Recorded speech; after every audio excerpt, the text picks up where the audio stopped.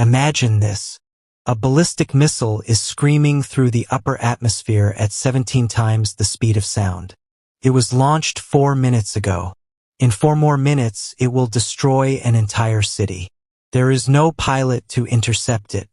There is no time for a phone call to the president. There is only one thing standing between that missile and catastrophe: a ship. A single guided missile destroyer cutting through the North Pacific, its radar already tracking, its fire control already computing, its crew already doing what they were trained to do. And in the next 90 seconds, something extraordinary happens.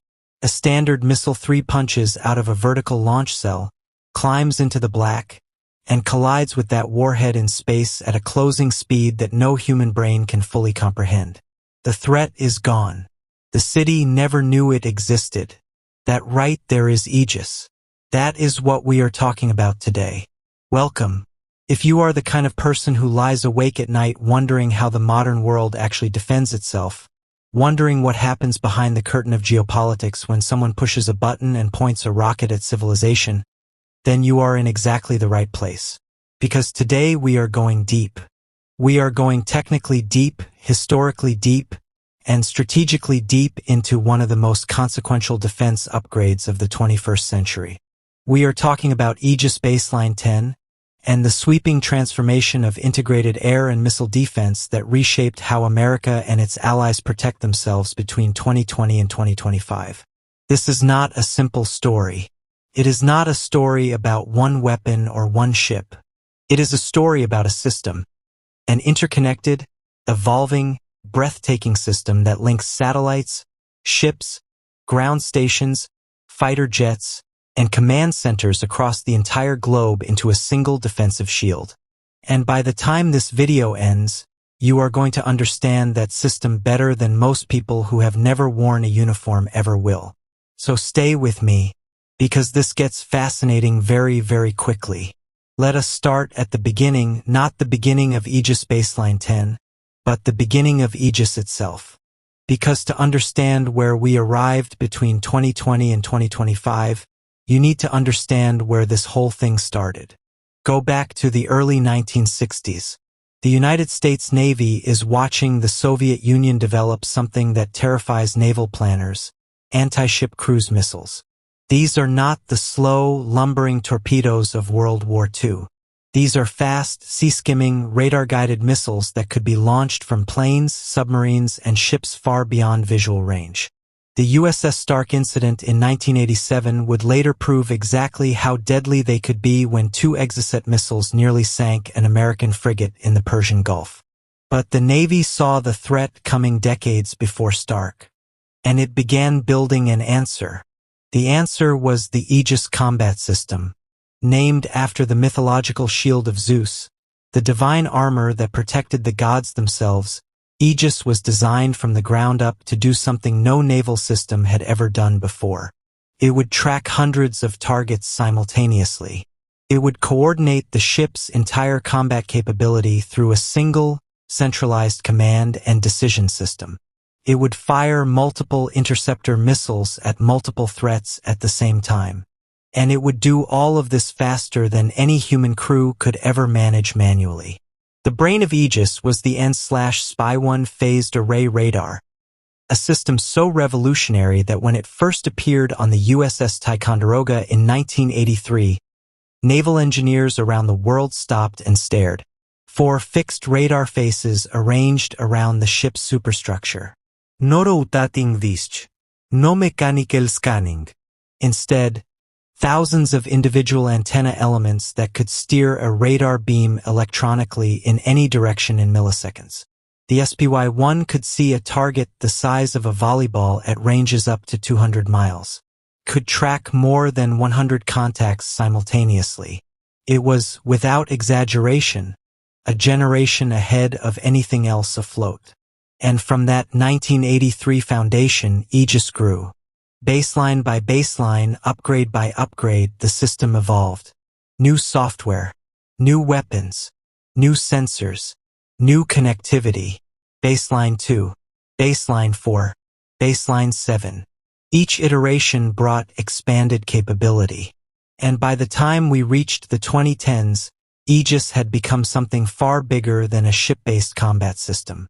It had become the backbone of the United States Navy's entire approach to air and missile defense. It was deployed on 84 American warships. It had been licensed to Japan, South Korea, Norway, Spain, Australia, and other allied nations. It was integrated with ground-based systems in Romania and Poland under the European phased adaptive approach. Aegis was, in every meaningful sense, the foundation of Western missile defense. And then came the challenge that forced the next great leap. The challenge had a name. Actually, it had several names. Hypersonic Glide Vehicles. Advanced Cruise Missiles. Manaubaring Reanti-Vehicles. Long-range anti-ship missiles with terminal seekers.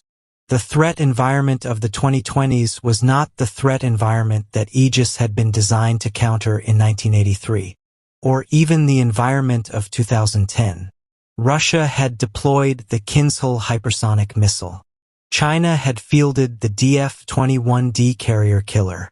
North Korea was testing longer-range, more sophisticated ballistic missiles at an alarming pace. Iran was expanding its missile arsenal with improved accuracy and range. And all of these adversaries had studied Aegis. They had studied its strengths. And they had designed their weapons specifically to exploit its limitations. The limitations were real. The SPY-1 radar, as brilliant as it was, struggled with certain threat geometries. Its software architecture, built on decades of accumulated code in an older programming language, was increasingly difficult to upgrade quickly. The standard Missile 3 block IA and IB interceptors, while effective against medium-range ballistic missiles, had limits against longer-range threats and certain trajectory profiles. The link architecture that connected Aegis ships to each other and to other defense systems needed modernization. And perhaps most critically, the division between air defense and missile defense, two separate operational cultures with different training, different command relationships, different software tracks, was creating seams that adversaries could potentially exploit. Seams in a defensive network are dangerous things. A seam is a gap, and gaps get missiles through. Aegis Baseline 10 was the answer to all of these problems simultaneously. And understanding what Baseline 10 actually changed requires us to understand the three pillars on which the entire upgrade rested. The first pillar is the radar. The second pillar is the software. The third pillar is the integration. Let us take each one in turn. The radar story begins with a replacement. The AN/SPY-6 air and missile defense radar, sometimes called AMDR, sometimes just SPY-6, is not an incremental improvement over the SPY-1. It is a fundamentally different approach to naval radar. Where SPY-1 used passive electronically scanned array technology, SPY-6 uses active electronically scanned array technology. The distinction matters enormously. In a passive array, the transmitter is external to the antenna. The radar signal is generated at one point and then steered by phase shifters embedded in the array face.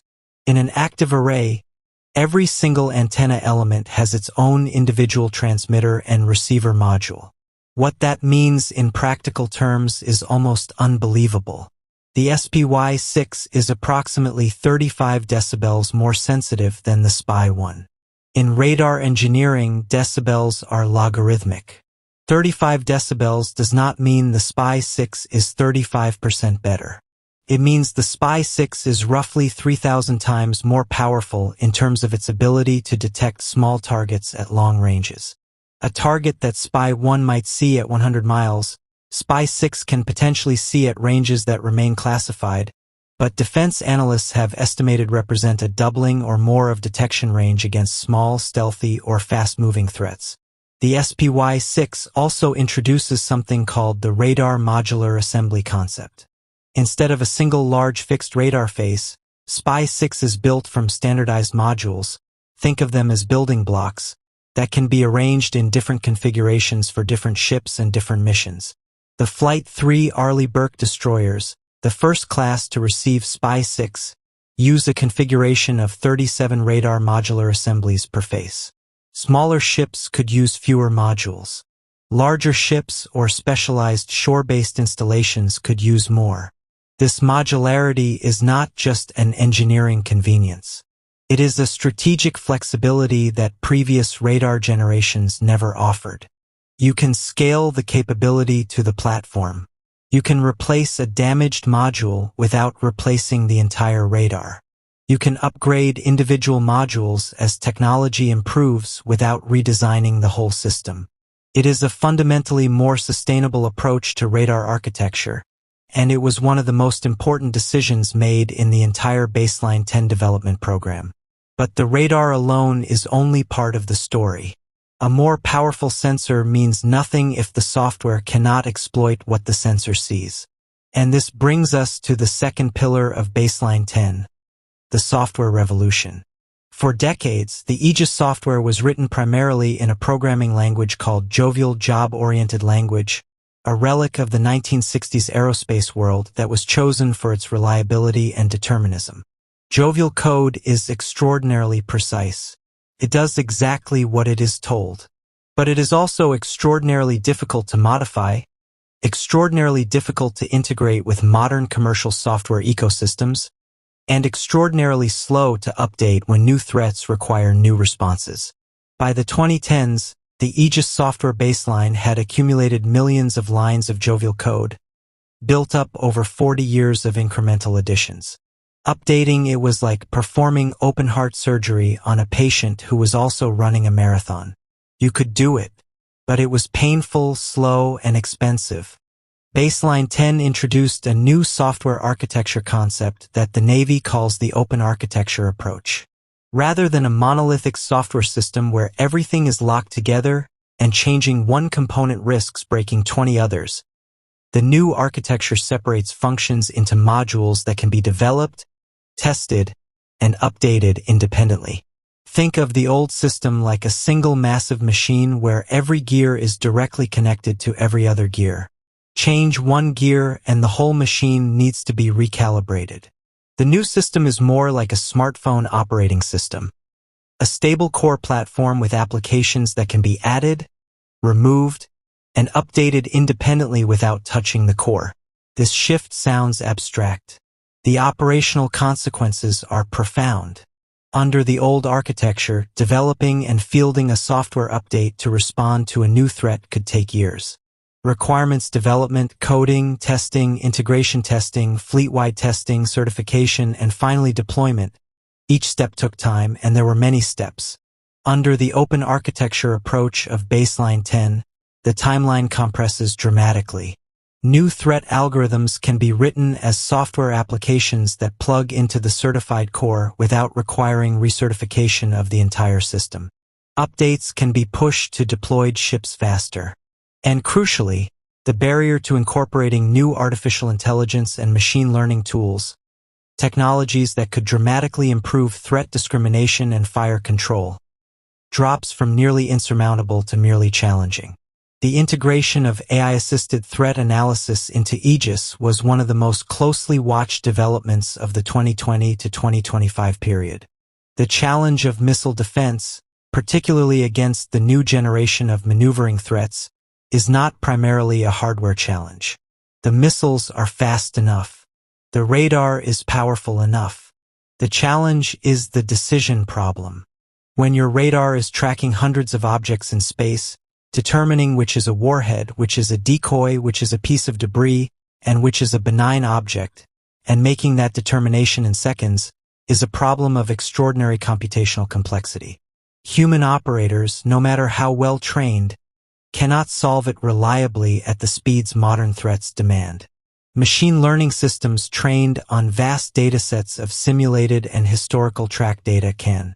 The Baseline 10 software architecture was explicitly designed to accommodate these AI tools as they matured, and between 2020 and 2025, several elements of AI-assisted discrimination began appearing in classified testing programs associated with the upgraded Aegis system. Now let us talk about the third pillar, and in many ways the most strategically significant one, integration. because Aegis Baseline 10 was not designed to be a better ship system. It was designed to be a better node in a network. And that distinction changes everything. The concept that drives this pillar is called Integrated Air and Missile Defense, or IAMD. The idea behind IAMD is deceptively simple. Every sensor should be able to feed data to every shooter. Every shooter should be able to receive targeting data from every sensor. The radar on a destroyer in the Sea of Japan should be able to hand off a track to a Patriot battery in South Korea. The Terminal High Altitude Area Defense System in Guam should be able to receive cueing data from a space-based infrared sensor. An F-35 fighter using its own radar and electronic warfare systems should be able to feed targeting data into the Aegis Fire Control Network for an over-the-horizon engagement. The wall between the Navy does sea-based missile defense, and the Army does ground-based missile defense, and the Air Force does airborne defense had to come down. And Baseline 10, combined with the broader IAMD architecture being built simultaneously, was the most important tool for tearing that wall down. The technical foundation for this integration was a network architecture called the Integrated Fire Control Counter-Air Network, or IFCCA, combined with improvements to Cooperative Engagement Capability, or CEC. CEC had existed since the 1990s, allowing Aegis ships to share radar tracks with each other in real time and effectively act as a single distributed sensor. Baseline 10 dramatically expanded CEC capability, increasing data rates, reducing latency, extending the network to include more platforms including airborne assets, and improving the software algorithms that fuse tracks from multiple sensors into a single coherent picture. The result was something the Navy called the Naval Integrated Fire Control Counter-Air Capability, or NIFCCA, which by 2020 to 2025 had matured into a genuine over-the-horizon kill chain where a ship beyond the radar horizon of a threat could engage that threat using tracking data provided by another ship or aircraft that did have line of sight. To understand why this matters, consider a scenario. You have an enemy cruise missile flying very low, 20 feet above the ocean surface. At that altitude, even the powerful Spy-6 radar on a destroyer cannot see it beyond about 20 miles because of the curvature of the Earth. But an E-2D Hawkeye airborne early warning aircraft flying at 25,000 feet can see that missile at 300 miles because from that altitude the radar horizon is enormous. Under NIFCCA, the Hawkeye does not just send an alert to the ship. The Hawkeye sends precise tracking data that allows the ship's Aegis system to compute a fire control solution and launch an interceptor, and the interceptor guides itself on that data link track, only switching to its own seeker when it gets close enough to the target for the seeker to take over. The ship never had to see the missile directly. Killed it anyway. That is not science fiction. That is the operational capability that was being demonstrated and fielded in this period. The ground-based side of the IAMD picture underwent equally dramatic development between 2020 and 2025. The Aegis Ashore installations in Romania, which had reached initial operational capability in 2016, and Poland, which came online in 2023 after years of delays, brought the sea-based Aegis system onto land. The logic was straightforward. A ship can be repositioned, but it can also be sunk or pulled away for other missions. A ground installation is permanently present, providing a fixed and highly capable intercept capability that complements the flexible but repositionable naval force. The Romanian site at Deveselu and the Polish site at Redzekowo together created a layered defense of European NATO territory against medium and intermediate-range ballistic missile threats, particularly from Iran. But Aegis Ashore also introduced interesting complications. When you put a sea-based weapons system on land, you lose the mobility that makes ships powerful. But you gain the ability to use larger power sources, larger data processing facilities, and more extensive communications links. The Aegis Ashore sites were designed to integrate more deeply with NATO's broader air defense network than any sea-based deployment could, plugging directly into the NATO Integrated Air and Missile Defense System, or NATNAMS, and receiving data from Allied radars across Europe. This created a picture a common operating picture of the European airspace that no single national radar network could ever produce alone. And then there is the Standard Missile family itself, because the interceptors are as important as the radars and the software.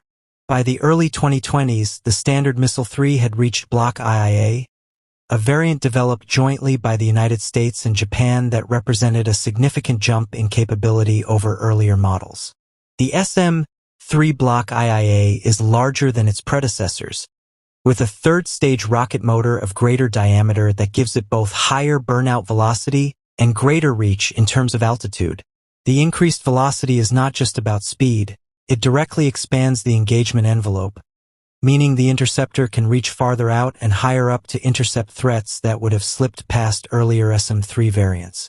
The SM-3 Block IIA was explicitly designed with regional contingencies in mind. The North Korean ICBM threat, the potential for Iranian missiles to develop greater range, the theoretical need to engage threats in their boost phase or midcourse phase before they can release decoys.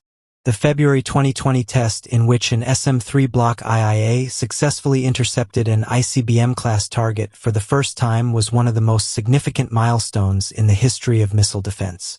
Not because it solved all the problems, it did not. ICBM defense from a naval platform against a sophisticated adversary with decoys and countermeasures remains extraordinarily challenging, but because it demonstrated that the physics worked.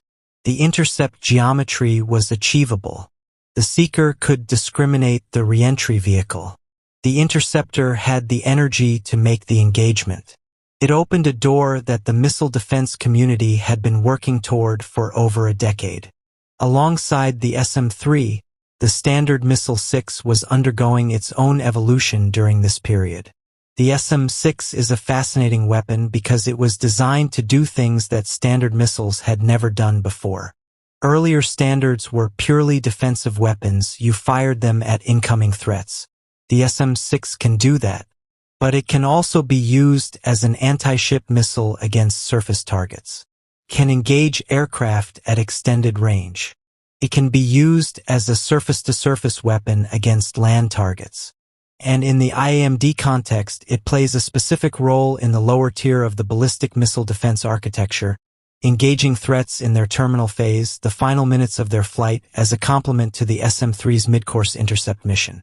A layered defense that combines SM-3 for midcourse and SM-6 for terminal, backed by Patriot and THAAD on the ground, creates multiple independent chances to kill a threat before it reaches its target. This is the philosophy of defense in depth applied to the missile age.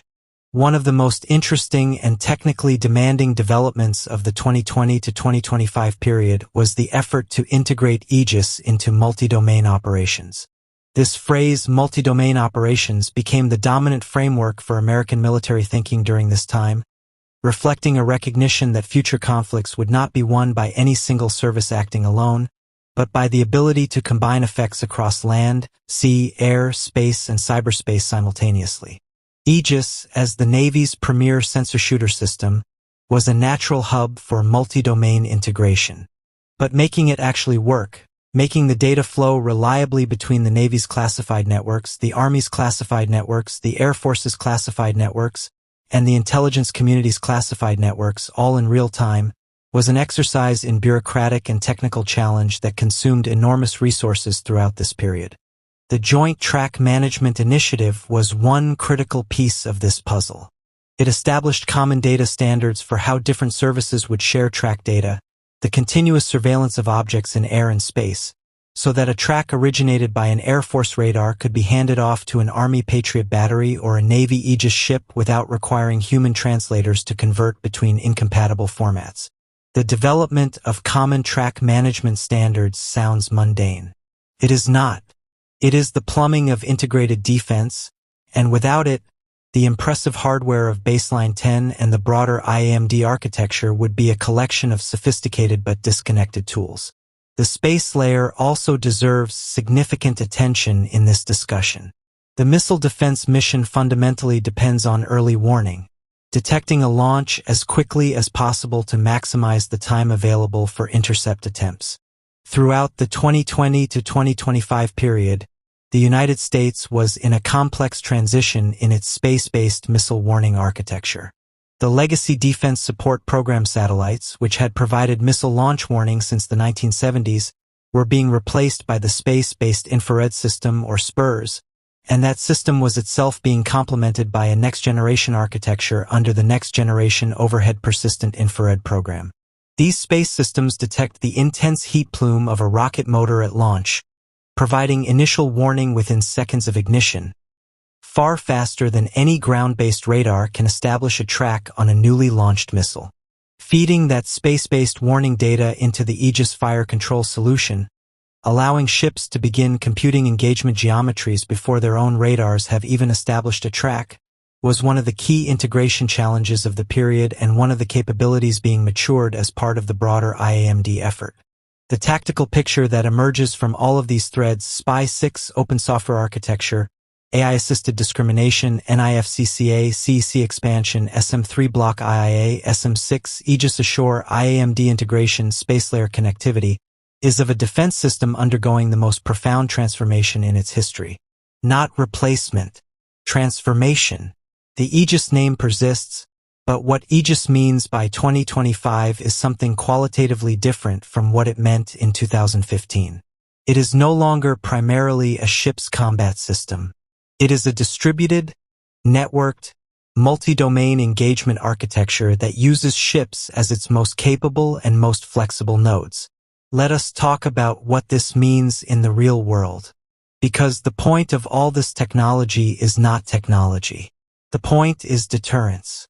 The point is that an adversary looking at the Aegis network, looking at SPY-6 equipped destroyers stationed in the Sea of Japan, looking at Aegis Ashore sites covering Europe, looking at the SM3 block IIA's demonstrated ability to intercept ICBM-class targets, looking at the interconnected sensor web that now stretches from space to sea, that adversary has to factor the probability of mission failure into its calculus. Every missile it fires, it has to ask, will this get through? And if the answer is probably not, the deterrent effect is achieved. No missile is fired. No city is threatened.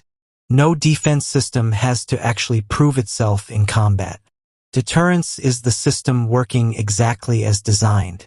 But deterrence is not the same as certainty. And one of the most important themes of the 2020 to 2025 period is the honest acknowledgement within the defense community that no missile defense system, however sophisticated, provides certainty against a large-scale salvo attack by a peer adversary. Russia has thousands of nuclear warheads on hundreds of delivery systems. China's ICBM force, though smaller, is growing rapidly. Against that scale of threat, Aegis and the broader IAMD architecture are not designed to provide complete protection. They are designed to handle regional, limited threats, rogue state missiles, small launches, accidental or unauthorized fires, and to provide layered defense against the precision conventional missiles that peer adversaries would use in a conflict short of strategic nuclear exchange. The distinction matters, both for honest public understanding and for sound policy planning. The 2020 to 2025 period also saw significant Allied integration, which multiplied the effective reach of baseline 10 beyond American hulls. Japan's Maritime Self-Defense Force, which operates its own Aegis-equipped Kongo and Atego-class destroyers, was deeply involved in SM3 block IIA development and fielding. The Japanese Aegis ships and American Aegis ships, exercising together regularly and connected through compatible CEC architectures, effectively function as a combined fleet sensor-shooter network across the Western Pacific. South Korea fielded its own Sejong the Great-class destroyers with Aegis systems. Australia was in the process of equipping its Hobart-class air warfare destroyers with increasingly capable Aegis baselines. Norway, Spain, and other European NATO allies maintained their own Aegis-equipped frigates, contributing to the NATO IAMD picture. This allied dimension is not a peripheral footnote. It is central to the strategic logic of the entire system. The United States cannot station enough of its own ships everywhere simultaneously. But if the Aegis network extends to allied vessels, if a Japanese destroyer can provide targeting data for an American interceptor, or if a Norwegian frigate can contribute to the NATO common air picture, then the network is far larger, far more resilient, and far more capable than American assets alone could provide. This is how modern alliance defense actually works. Not as a collection of independent national systems that happen to be on the same side, but as an integrated network where allied contributions genuinely multiply the capability of the whole. There were, of course, challenges and controversies during this period. The cost of Baseline 10 and the associated ship upgrades was extraordinary. The Flight 3 Arleigh Burke destroyers, the first class designed from the keel up to accommodate the full Spy-6 radar and all the associated power and cooling systems it requires, cost significantly more per hull than earlier Flight IA ships. Critics argued that the cost per ship was pricing the Navy out of the ability to build the numbers it needed. Supporters argued that a smaller number of vastly more capable ships was preferable to a larger number of less capable ones. This debate, which has no easy resolution, reflects a genuine tension in defense procurement that applies across all major weapons programs. The software development challenges were also significant. Open architecture sounds elegant in briefings. Implementing it across a complex combat system with decades of legacy code while simultaneously keeping that system operationally deployed and available for real-world missions is a different matter. There were schedule slippages. There were cost overruns. There were moments when the ambitious integration timeline had to be adjusted to reflect the difficulty of the actual engineering work. This is normal for programs of this complexity, but it created frustration in Congress, where oversight committees periodically questioned whether the program management was adequate to the task. The hypersonic threat question was perhaps the most acute controversy of the period. As Russia demonstrated the operational Kinzhal hypersonic missile and China fielded the DF-17 hypersonic glide vehicle, defense analysts debated intensely whether current or near-term Aegis capabilities could defeat these threats. The honest answer is nuanced. A hypersonic glide vehicle flies at lower altitude than a ballistic missile reentry vehicle, which changes the engagement geometry for SM-3, but it flies more slowly than a ballistic reentry vehicle in its terminal phase, which potentially advantages SM-6. The Spy-6's dramatically improved sensitivity gives it better tracking capability against maneuvering hypersonic threats than Spy-1 had. The answer to whether Aegis Baseline 10 can defeat hypersonic threats is, it depends on the specific threat, the specific geometry, the specific engagement parameters, and the specific interceptor used. It is not a simple yes or no. And that complexity is itself an important truth about the state of missile defense in this period. The Missile Defense Agency, which oversees the development of interceptors and sensors, was simultaneously working on directed energy programs, laser weapons that could potentially provide a more affordable per-shot cost than kinetic interceptors against certain threat types. High-energy laser weapon systems were being demonstrated at sea during this period, though none had yet achieved the power levels needed for the demanding missile defense mission in 2025. They were, however, moving toward operational relevance, and the Baseline 10 open architecture was explicitly designed to accommodate directed energy integration when those systems matured. What does all of this mean for the future? The trajectory established between 2020 and 2025 points clearly toward a continued deepening of the IAMD network, a continued expansion of AI and machine learning in the discrimination and fire control functions, continued proliferation of Aegis and Aegis-compatible systems among allies, and continued investment in closing the capability gaps that adversary hypersonic programs are trying to exploit. The Flight 3 destroyers will continue entering service, each bringing Spy-6 into the fleet. The SM-3 Block IIA program will continue maturing its testing and refining its operational effectiveness. The Aegis ashore sites in Europe will continue their integration into NATO's defense architecture. And the ground-based mid-course defense system, the silo-based interceptors in Alaska and California that form the strategic layer above Aegis, will continue its own modernization in parallel. The story of Aegis Baseline 10 is ultimately a story about the relentless logic of the arms competition between offensive missiles and defensive systems. Every time defenders build a better shield, offensive planners respond by building faster, lower-flying, more maneuverable, more numerous threats.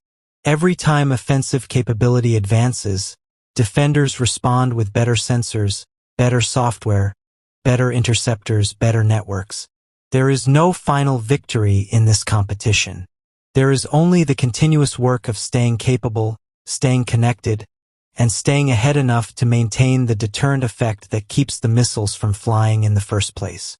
And that is why the men and women who do this work, the engineers at Raytheon and Lockheed Martin and Johns Hopkins Applied Physics Lab, the sailors aboard Arleigh Burke destroyers in the Pacific and Atlantic, the watchstanders in the Air Defense Command Centers ashore, the radar technicians maintaining the Aegis ashore sites in Poland and Romania, the Japanese Maritime Self-Defense Force crews conducting joint exercises in the Sea of Japan, are doing something that matters in a very fundamental way. They are not just operating weapons systems. They are maintaining a condition of deterrence that most of the world's population takes entirely for granted.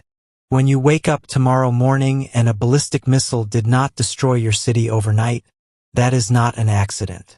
It is the result of decades of engineering, billions of dollars of investment, and the daily commitment of thousands of people you will never meet, operating systems like Aegis Baseline 10 in your defense.